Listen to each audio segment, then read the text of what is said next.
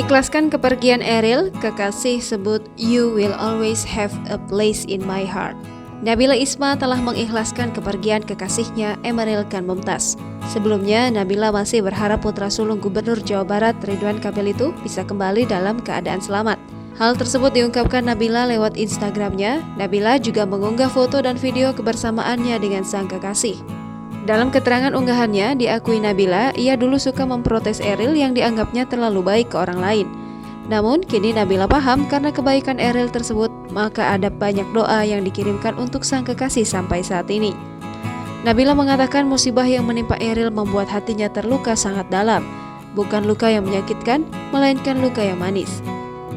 Walau merasa sakit, Nabila mengaku sudah mengikhlaskan kepergian Eril. Nabila sudah ikhlas atas rencana Allah kepadanya dan Eril.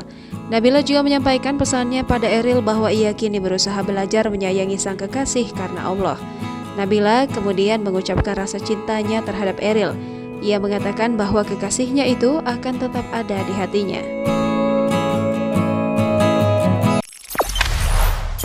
Jangan lupa subscribe, share, komen, dan like ya!